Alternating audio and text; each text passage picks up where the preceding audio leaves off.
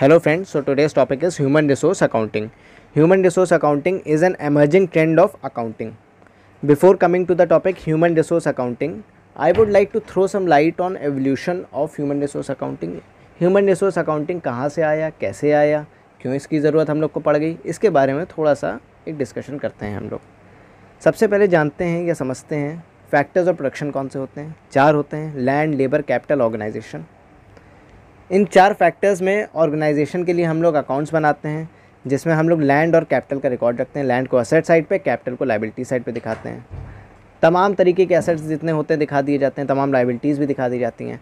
But labour का कहीं पे डिस्कशन नहीं होता है। लेबर मतलब एम्प्लॉयज़, हमारा मैनेजमेंट, हमारी मैन पावर, इनका कहीं पे कोई डिस्कशन नहीं होता। इनको हम लोग ह्यूमन एसेट कहते हैं एचआरए की दुनिया में। वैसे इनका कहीं पे कोई रिकॉर्ड नहीं किया जाता है। During the year 1980 was the remarkable year when HRA gained momentum. At that time, developed economies started shifting itself towards service sector from manufacturing. ये लोग मैन्युफैक्चरिंग छोड़ के सर्विस सेक्टर की ओर बढ़ रहे थे। लोग क्योंकि एजुकेटेड होते जा रहे थे तो सर्विस सेक्टर की ओर बढ़ते चले जा रहे थे। सर्विस सेक्टर से लोगों ने आवाज़ उठाना शुरू करा कि मुझको बताइए, हम जो इतना काम कर रहे हैं हमारी वैल्यू क्या है, हम आपकी ऑर्गेनाइजेशन में क्या वैल्यू रखते हैं। ये आवाज़ें इस तरीके की आने लगीं। यही वो एरा था जब एचआरए ने मोमेंटम गेन कर लिया था। एक एग्जांपल भी देता हूँ। जैसे एक टेलर है, मान लीजिए, अगर टेलर क्या करता है, सीज़र यूज़ करता है, अपनी मशीन यूज़ करता है, सुइंग मशीन होती है उसकी, उन मशीन से वो सारा काम हम करता है अपना। पर अगर उस टेलर को उस मशीन और सीज़र से हटा दिया जाए तो क्या मशीन अपने आप काम कर सकती है या सीज़र अपने आप काम कर सकता है? बिल्कुल नहीं कर सकता है। तो यानी कि दोनों ही की वैल्यू बराबर है, मशीन की भी है उस लेबर की भी है, दोनों बराबर की वैल्यू होल्ड करते हैं। तो ये भेदभाव क्यों कि खाली एक का ही हम रिकॉर्ड रखेंगे, दूसरे का क्यों नहीं रखेंगे? इन्हीं सब लूपहोल्स को ध्यान में रखते हुए एचआरए की हमको ज़रूरत पड़ी।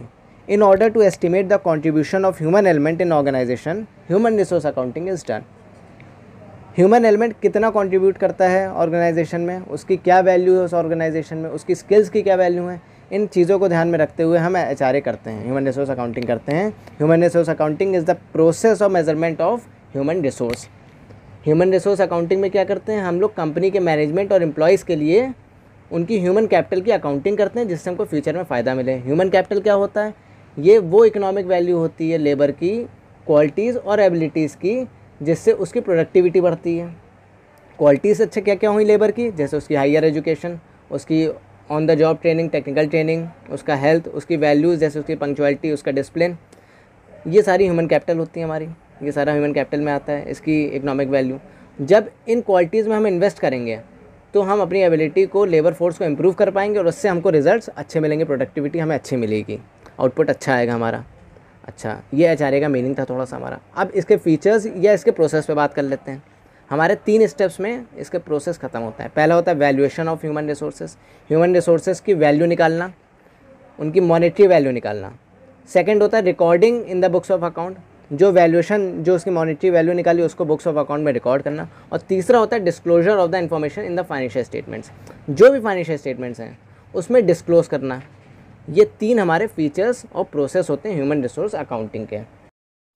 So coming to the definitions of human resource accounting, American Accounting Association says that HRA is a process of identifying and measuring data about human resources and communicating information to the interested parties.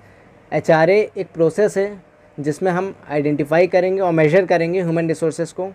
उसके बाद जो भी उससे information होएगी उसको हम लोग interested parties को कम्युनिकेट कर देंगे। इंटरेस्टेड पार्टी जैसे हमारा मैनेजमेंट या एम्प्लॉयज़, उनको कम्युनिकेट कर देंगे। एरिक फ्लैमोर्स कहते हैं the measurement and reporting of the cost and value of people in the organization resources. उनका कहना है कि इसमें 2 प्रोसेस होंगे, 2 चीज़ें आती हैं। एक, जब हम ऑर्गेनाइजेशन में ह्यूमन एसेट्स को रिक्रूट करते हैं, उनको सेलेक्ट करेंगे, हायर करेंगे, ट्रेन करेंगे और डेवलप करने पे जो खर्चा आएगा उसको रिकॉर्ड करना। दूसरा स्टेप होता है कि लोगों की, जो उनके एम्प्लॉयज़ हैं, उनकी इकोनॉमिक वैल्यू पता करना। ये एचआरए की डेफिनेशन एक एरिक फ्लैमोर्स ने दी और एक अमेरिकन अकाउंटिंग एसोसिएशन ने दी है। So in the end I would like to conclude this only, that human resource is nothing but just a measurement of human resources. हमारी ऑर्गेनाइजेशन में जो लोग काम कर रहे हैं, जो मैन पावर है, जो एम्प्लॉयज़ हैं, उनकी इकोनॉमिक वैल्यू निकालने को ही ह्यूमन रिसोर्स कहते हैं। ये एकदम सरल डेफिनेशन मैंने आपको बता दी है। और और यहाँ पे तमाम और डेफिनेशंस भी दी हुई हैं। इससे मतलब एकदम क्लियर है ह्यूमन रिसोर्स अकाउंटिंग का। What are the needs for HRA? HRA की ज़रूरत कैसे पड़ी हमको? अंडर कन्वेंशनल अकाउंटिंग जो थी उसमें हमारे ह्यूमन रिसोर्सेज जो एम्प्लॉयड हैं ऑर्गेनाइजेशन में, उनका कहीं पे कोई जिक्र नहीं है, वो लोग को नहीं वहाँ पे मेंशन करा गया है। और उनके बिना फाइनेंशियल फिजिकल रिसोर्सेज इफेक्टिव नहीं हो सकते हैं, तो उनको रिकॉर्ड करना उनका बहुत ज़रूरी है, पहली नीड। दूसरी नीड आती है कि कई बार फर्म की प्रोडक्टिविटी और profitability basically depends upon contribution of human assets. Human asset के कंट्रीब्यूशन पे डिपेंड करता है। हमारे पास सेम एसेट्स हैं, सेम मार्केट में डील कर रहे हैं, बट रिटर्न अलग अलग आ रहे हैं। क्यों आ रहे हैं? क्योंकि जो डील कर रहा है पर्सन उसमें फ़र्क है, ह्यूमन एसेट में यानी उनके मैन पावर में फ़र्क है।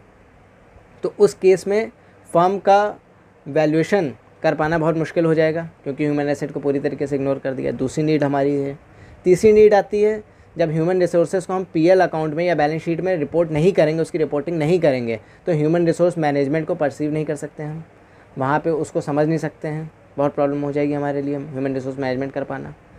तीसरी नीड थी हमारी। चौथी नीड आती एक्सपेंसेस जो होते हैं रिक्रूटमेंट के टाइम पे, ट्रेनिंग के टाइम पे, उनको जनरली हम कन्वेंशनल अकाउंटिंग में, पुराने अकाउंटिंग प्रैक्टिस में एक्सपेंसेस की तरह ट्रीट करते हैं।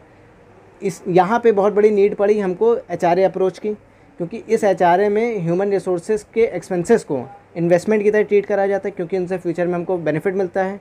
तो इस केस में ये पूरे 4 हमारी बेसिक नीड्स यहाँ पे रहीं, जिससे HRA की हमको ज़रूरत पड़ी। So coming to the last topic of this video, objectives of HRA। कि HRA के हमारे ऑब्जेक्टिव्स क्या होते हैं, क्या इसके गोल्स हैं, क्या एम्स हैं इसके। पहला इसका ऑब्जेक्टिव होता है कि finding depreciation appreciation among human resources. जो हमारी मैन पावर है वो डेप्रिशिएट हो रही है टाइम के साथ, ये अप्रिशिएट हो रही है, इसके बारे में पता लगाना।